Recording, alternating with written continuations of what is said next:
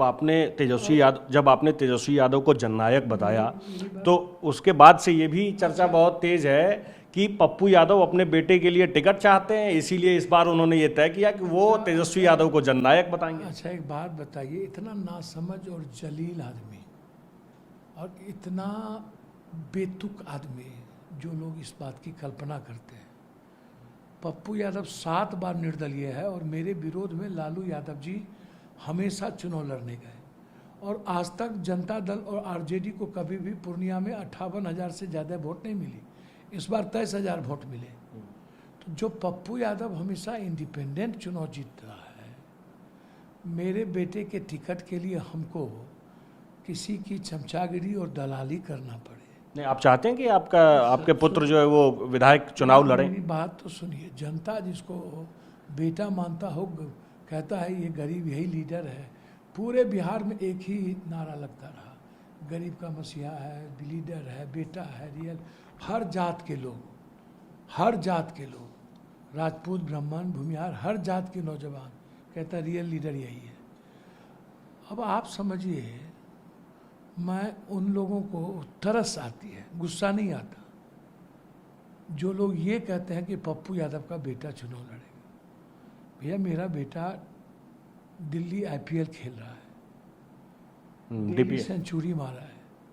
मेरा बेटा आईपीएल खेलने जा रहा है, मेरा बेटा इंडिया खेलेगा।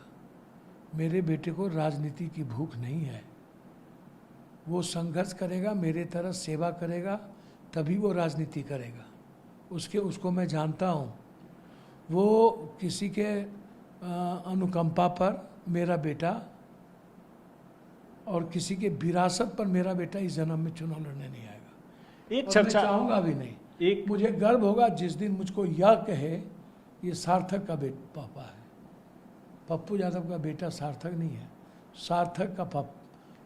तो ये तय है कि आप अपने बेटे को चुनावी मैदान में? नहीं उठता सर, सवाल ही नहीं उठता।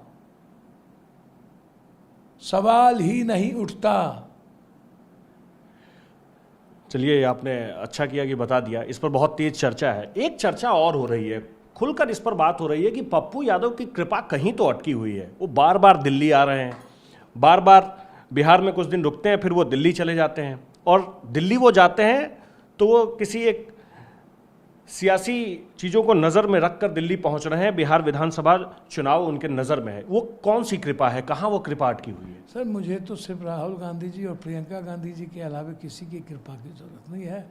जनता की कृपा यही बहुत है। सर, राहुल गांधी, प्रियंका गांधी के अलावा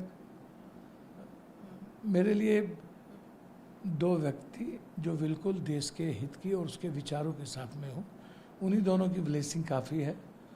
और जितना मुझे इस बिहार के 12 करोड़ 90 लाख जनता का हमको आशीर्वाद और स्नेह मिल चुका है ना, तो बस यही बना रहे।